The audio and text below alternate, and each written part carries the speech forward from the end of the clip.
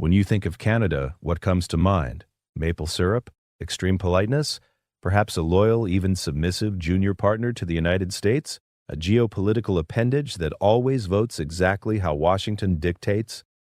Forget that image, that Canada is gone. Prime Minister Mark Carney just delivered a speech at Davos that historians will likely place alongside Churchill's Iron Curtain address. Only this time, the curtain isn't falling between East and West. It is descending right along the 49th parallel, between the United States and Canada. You can watch the full speech via the link in the description. Carney did the unthinkable. He publicly deconstructed the myth of the rules-based international order, and he isn't just talking, he is acting. A trade deal with China that has Washington in a panic, threats from Trump, the potential collapse of the Five Eyes intelligence alliance. For the first time in a century, North America is no longer an island of stability. We are witnessing the beginning of what insiders are calling the Great North American Divorce. And the stakes here are not just tariffs, but control over the Arctic and the resources of the future. Let's break down how the quiet neighbor decided to mutiny and build a new center of power. The central thesis of Carney's speech is shocking in its candor. He began with a reference to Václav Havel and the concept of living within a lie. This was not a random choice. Havel wrote about how systems collapse when people stop believing in the official slogans. Carney, a G7 leader, former head of the Bank of England, a man of the system, stated explicitly, "We knew that the rules-based order was a fiction." Listen closely to his logic. He doesn't blame external enemies. He looks in the mirror. Quote, "We knew that trade rules were enforced asymmetrically, that international law applied with varying rigor depending on who the accused was." This is an admission of systemic bankruptcy. Carney says, "We are taking the sign out of the window. Canada will no longer pretend that loyalty to the hegemon guarantees security. The insurance policy known as friendship with the U.S. no longer covers the risks." He called the current moment not a transition, but a rupture. The old world is not coming back. Nostalgia is not a strategy. But why did Canada decide to move now? To understand this, you need to look at a resource map. Carney is a realist. He understands that in the 21st century, the real currency isn't the dollar, it is the periodic table. Canada is the Saudi Arabia of the green transition and the military-industrial complex. Uranium, potash, lithium, cobalt, nickel.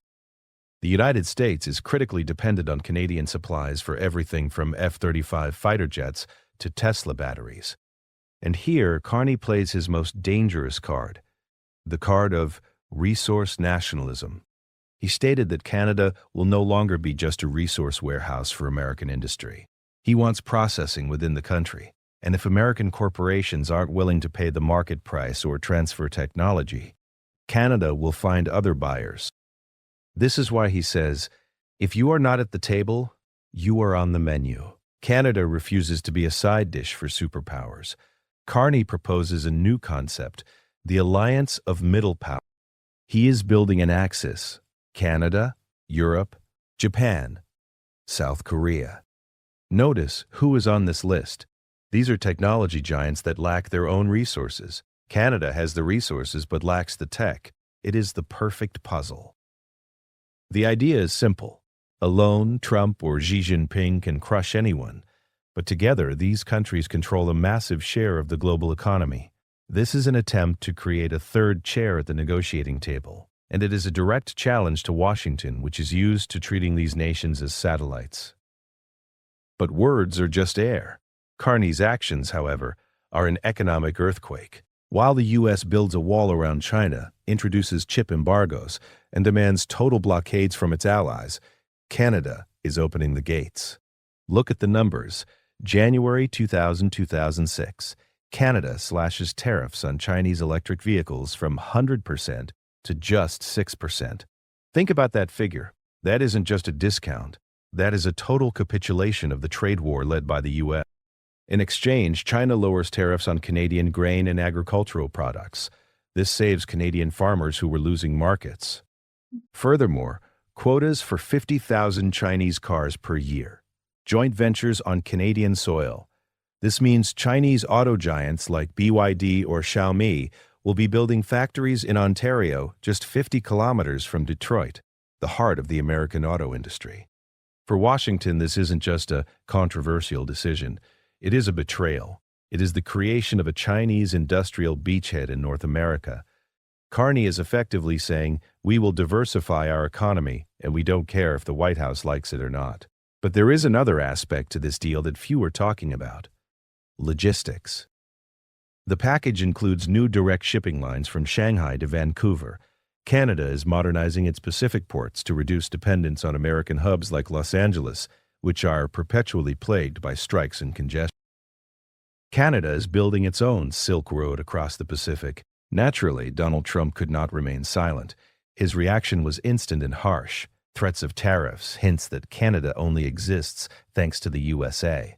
But Trump knows that a military invasion is impossible, so he chose the tactic of hybrid warfare. This is where it gets dangerous. We are seeing geopolitics bleed into internal politics. Talk of a referendum in Alberta has resurfaced. Alberta is the oil heart of Canada, a province that has always felt culturally closer to Texas than to liberal Ottawa. Local elites openly state that Carney's policies are killing their business. And coincidentally, American conservative foundations are beginning to actively support Alberta's independence movements. The risk of the balkanization of North America no longer seems like science fiction. If the economic war drags on, the U.S. could use Canada's internal contradictions as a weapon. Imagine a scenario: Alberta secedes and joins an economic union with the U.S., leaving the rest of Canada without oil revenue. That is the end of the country as we know it. Carney understands this risk, and he is going all in. He is executing the largest militarization of Canada since World War II, 2% of GDP on defense. But where is that money going? Not to tanks for Europe. It is going to the Navy, to nuclear submarines, drones, and Arctic monitoring. Why does Canada need such a fleet? The answer is one word: the Arctic. Climate change is opening the Northwest Passage. This is the new shortest route from Asia to Europe. The U.S. considers this strait to be international waters. Canada considers it internal sovereign waters. This is a potential flashpoint for hot conflict. And most importantly, Carney stood up to defend Greenland against Trump's offers to buy it, calling it a violation of the UN Charter. The hall in Davos gave him a standing ovation. The elites are tired of dictates, and Carney has become their voice. Where does this lead us? It is a stalemate. There are three main scenarios for the coming year. Scenario 1: capitulation. Trump executes his threats. He imposes a 25% tariff on everything Canadian, from oil to aluminum. The Canadian economy, which is 70% tied to the U.S., enters a deep recession. Carney's approval ratings collapse, conservatives take power, cancel the China deal, and fly to Washington to kiss the ring. This restores the status quo, but humiliates Canada. Scenario 2: escalation and isolation. The U.S. expels Canada from the Five Eyes Intelligence Alliance. They impose strict border controls. This is the end of the longest undefended border in the world. In response, Canada nationalizes American assets in the resource sector or cuts off uranium exports. This is an economic war of attrition where both sides suffer, but it could push the U.S. toward a real breakdown of its own supply chain. And Scenario 3: autonomy. Canada withstands the first blow. The alliance with Europe and Asia allows it to hedge its risks. Chinese investment replaces American capital. Europe starts buying Canadian LNG and hydrogen, reducing reliance on the U.S. If Carney pulls this off, it inflicts colossal reputational damage on U.S. hegemony. It shows the world, you can say no to Washington and survive. One thing is certain: the era of automatic loyalty is over. Canada, Japan, Europe, they have all seen that the emperor has no clothes, or at least is too distracted with himself. They are starting to hedge their bets. As Carney said in the finale of his speech, we no longer rely on the power of our values. We rely on the value of our power. This is the formula for the new world, a world where there are no friends, only temporary fellow travelers. Welcome to the era of realism.